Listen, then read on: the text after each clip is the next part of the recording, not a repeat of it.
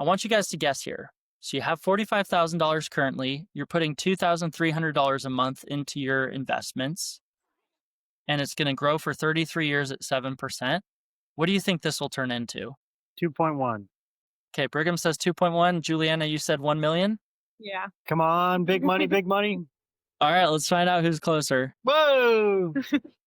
$4 million.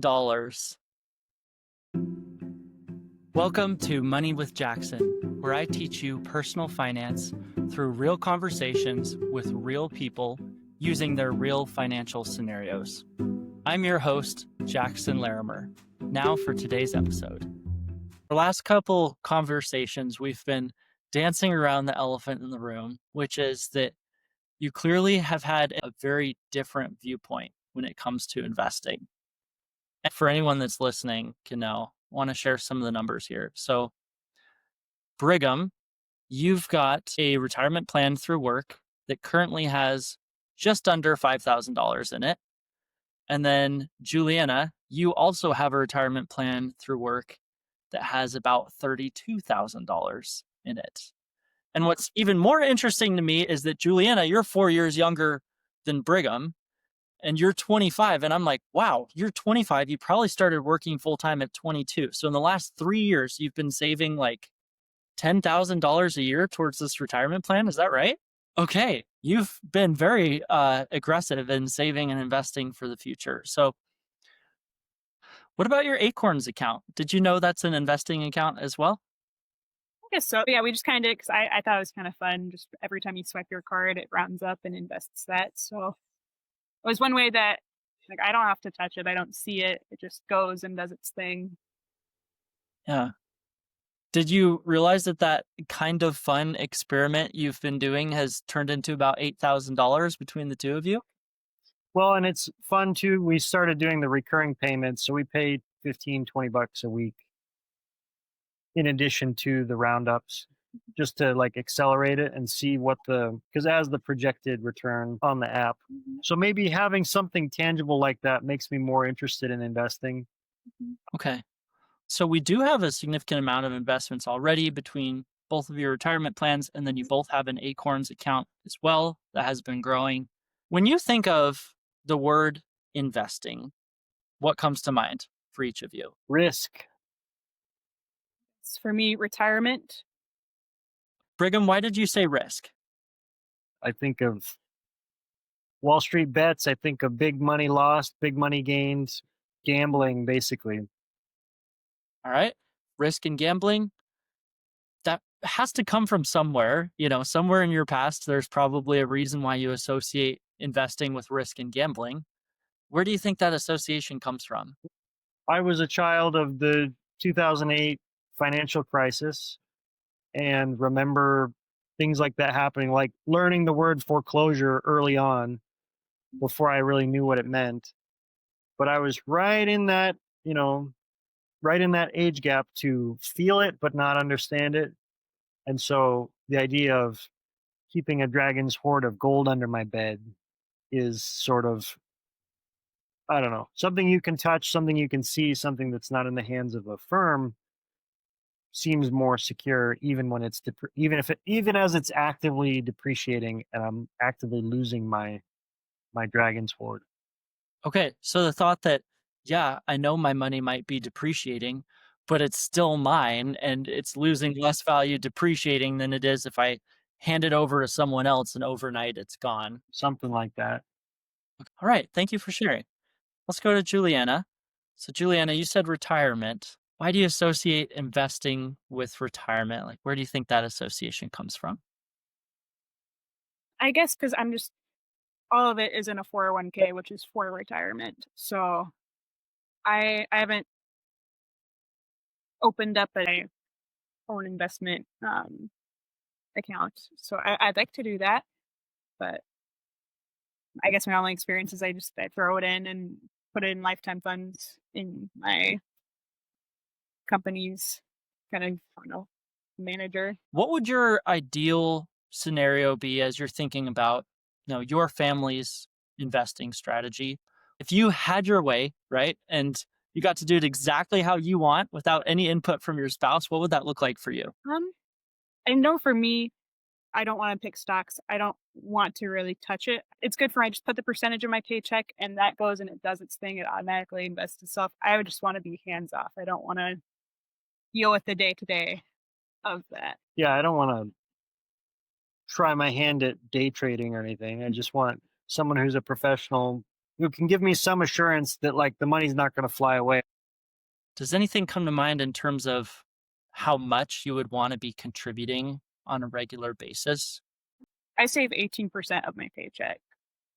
I think I'm at like 12, 11, 12. Wow. So I think between that, between what we're throwing into our cash savings account, I mean, can always there's always room to save more. I'm always leaning towards the saving more, spend less. But I wouldn't say I think we have our budget pretty dialed in right now with what we can save. I think we could probably up yours and decrease mine to kind of even that out. Mm. hmm All right. So maybe reducing your contributions, Juliana, and increasing your contributions, Brigham. hmm Since I switched jobs, I have a much easier interface to actually tweak that stuff over an app that actually works. That's not like a homebrewed thing that the company made up that never Good. worked.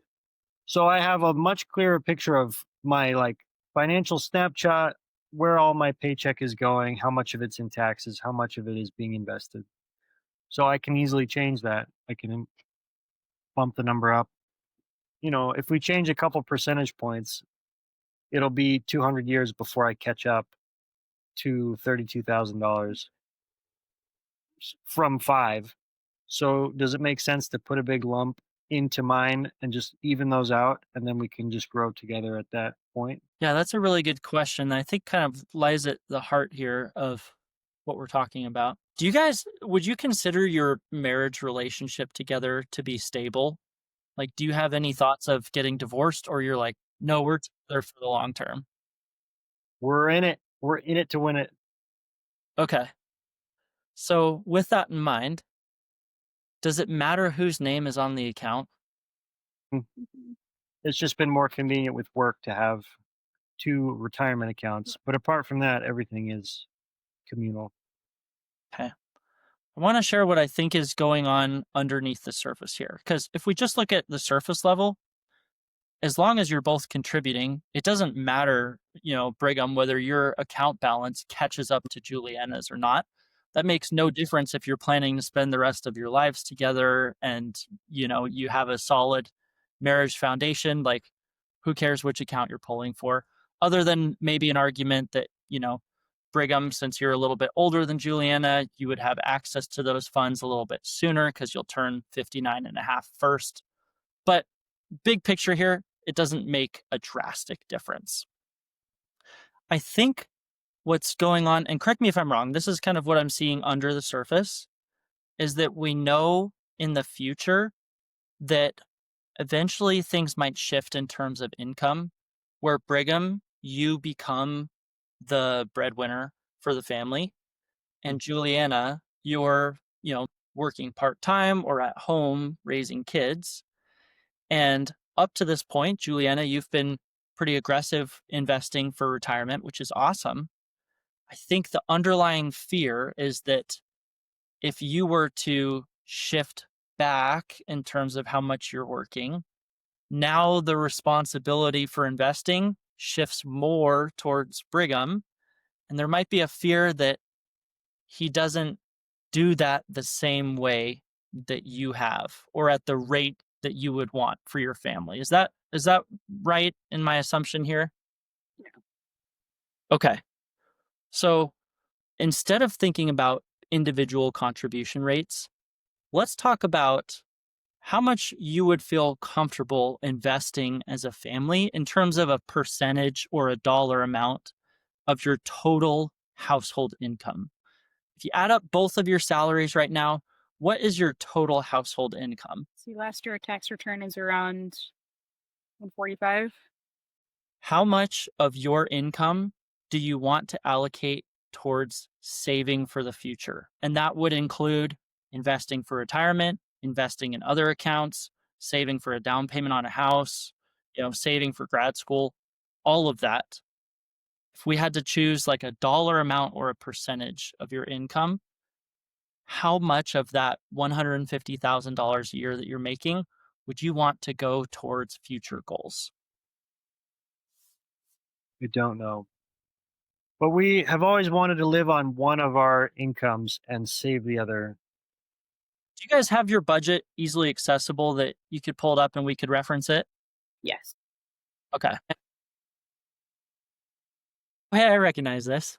Yeah. Hmm. Wonder who did this. Wow, it's really cool to see someone using my budgeting template at full capacity. This is nice. It's kind of a black box for me. I just let people download it for free, but I don't know what they do with it. So this is cool. Yeah. I'd say June and July, we were not as up to date.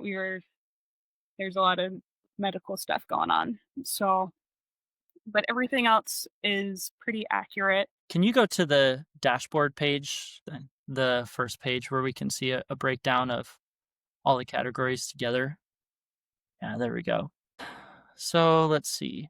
Total monthly expenses, just over $5,000. If we, extrapolate that into an annual budget here, your total annual expenses would be just over $60,000. Does that sound about right? Okay. All right, $60,000. And then also we've got taxes, which I ran a quick estimate for taxes for you, and it looks like around $15,000 for federal income taxes if you're at $150,000 married filing jointly status. And then do you guys know how much you normally pay in state taxes? Yeah, I couldn't even guess. All right, so let's just round up. We'll say maybe $20,000 for taxes just to be safe. $60,000 of expenses, that's about $80,000 are accounted for. Your 10% that goes to tithing, is that included in this budget here as well, or do we need to add that back in? We have that as a monthly variable expense. Okay, perfect. So it's already accounted for. So if we've got $80,000 of, all of your household expenses plus taxes, that would leave you a margin of about $70,000, which would roughly be 50% of your income that you could use towards future goals. That's pretty good. All right, so let's see. 70,000. If we divide that by 12, wow, that's $5,800 a month, almost $6,000 a month. That's a lot. So what is that? $1,500 a week? Yeah, about $1,500 a week. Easy. No, that's that's a lot. We can figure out pretty easily how you're currently contributing for the future, right? So you mentioned that right now you have, so we know we've got about $5,800 per month that you could contribute for the future. And then right now you've got 2,000 of that is going towards savings, which would leave $3,800. That's going to be your total contributions to your retirement and your investments. But we can check our math here to make sure that makes sense. So Juliana, your income, I have written down $70,000. Is that right? Yep, and then I bonus out each year as well. Okay, so $70,000, and then you said you're doing 18%. Okay. And I guess 9% of that is going to 401k. 9% is going to after tax Roth. Roth 401k. Okay. All right. So that's about $1,050 per month that Juliana, you're doing towards retirement. And then also you have your bonus, right? You said you usually just contribute your bonus. Yeah, I contribute half my bonus. And that is decided around April. So this year, bonused out 14,000 around, so 7 of that went to us and 7 of that went straight into 401k. All right, so another $7,000. And then Brigham, your income is about 80,000, is that right? 75 is 78 last year. All right. We'll go with 78,000. And then you said you're doing 12%? Well, it says I'm doing 10% per paycheck. 10% per paycheck. So that would be about $667 a month. right now, if we think about the breakdown between how much you're contributing towards savings and how much towards retirement, we've got $24,000 a year that's going to savings. If we divide that by your income, that's about 16% of your income is going to savings. And then let's see, retirement, 27,600 towards retirement. And if we divide that by your total income, we've got about 18% going to retirement right now. Yeah, 16% going to savings and 18 going to retirement, which means that you are currently saving about 34% of your gross income towards your future through savings and through retirement. That's awesome. It's going to set you up really well. Cool. That's good then. We have no reference. We have no context. We're just saving a bunch of money and seeing if when we're 60 we will be destitute or not. I'm going to show you guys where you'll likely end up in the future because I think it can be very enlightening. You guys ever done like some sort of compound interest or compound growth calculator before to see what your financial future will look like? Nope. I haven't. I have. I've just played around with it. Yeah. Okay. So this is one you can Google, just compound growth calculator. It's on investor.gov. So let's see what your money's going to turn into in the future. And we'll take your real numbers here. Total invested assets are currently sitting at $45,000. So we'll put $45,000 here.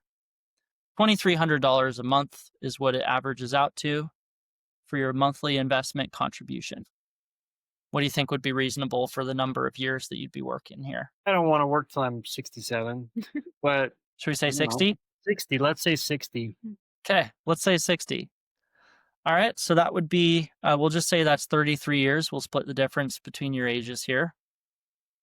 And we'll just assume it grows at about, 10%, 10.5%, but then we'll factor in inflation. So we'll say it grows at 7% per year.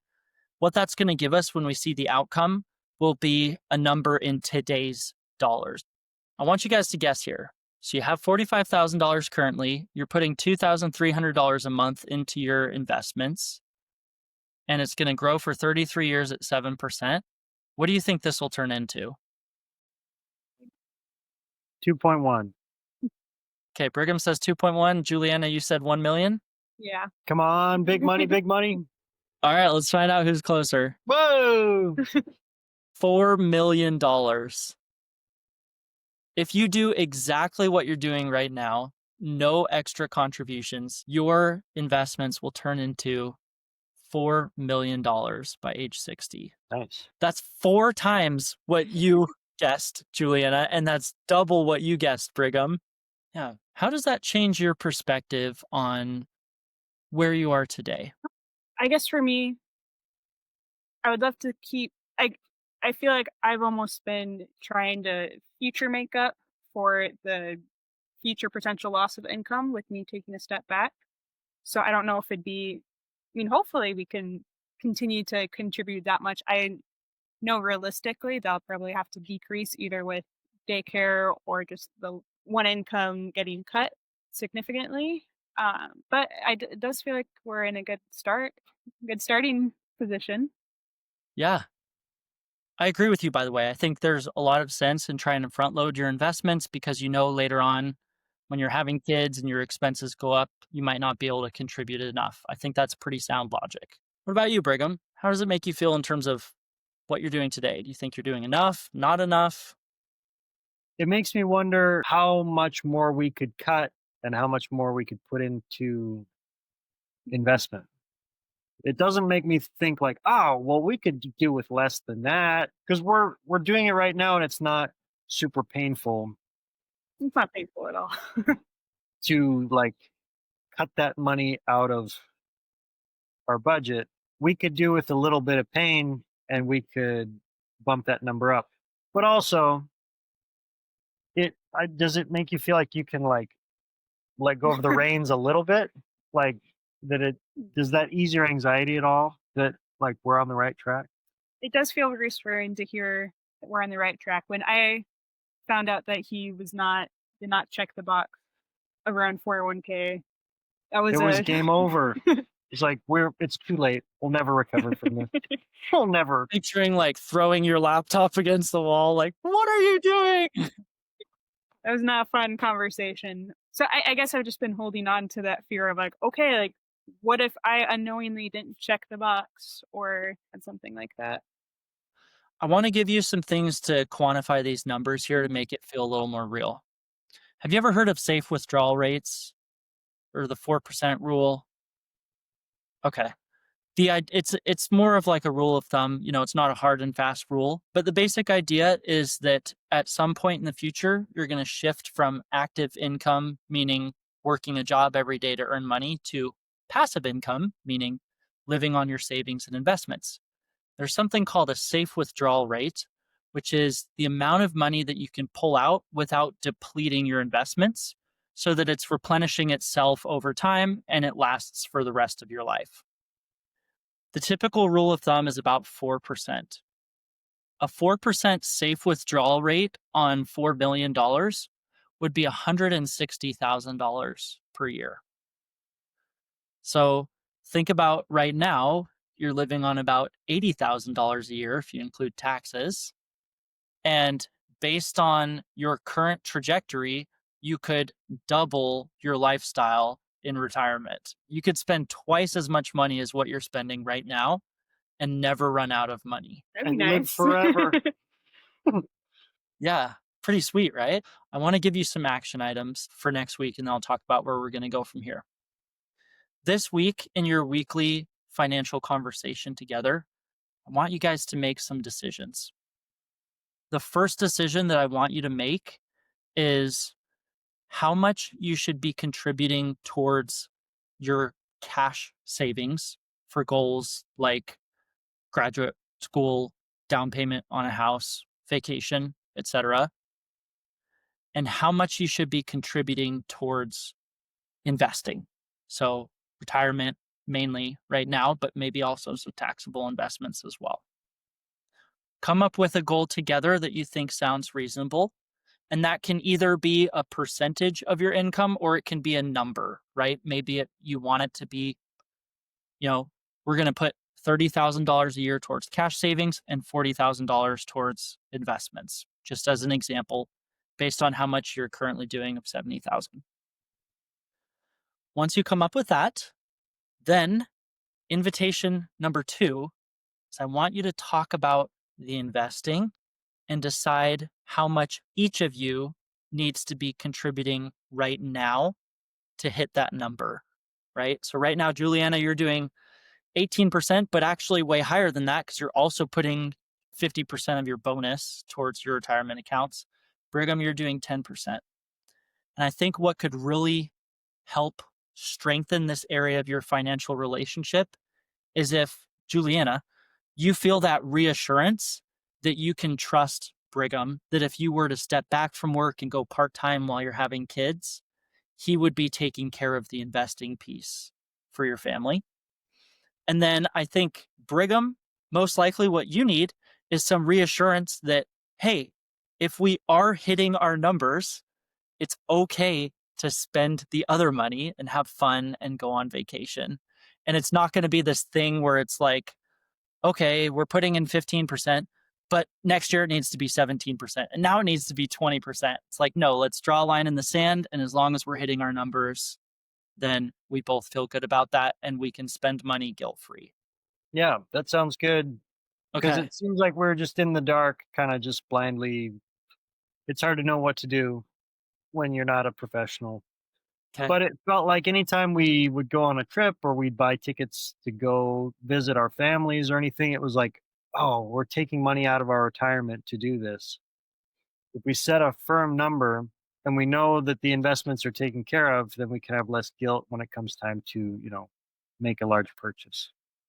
Exactly. Yep. It'll be good to have those boundaries for both of you. I'm going to send you a recap email that will include, the breakdown of all the numbers we did today, so you can use that as a reference point. Have that conversation together. And then when we meet on our next call, I want to hear how it went and what you guys decided. and then we can go to the next topic from there. Does that sound good? Sounds good. Okay, awesome. Thank you so much, guys. Really appreciate your time tonight. Thank you. Thank Thanks for your you. help. Thanks so much for watching. If you enjoyed today's episode, subscribe to the show. Also, leave a 5-star review so other people can find the show too. Thanks so much, and see you next week.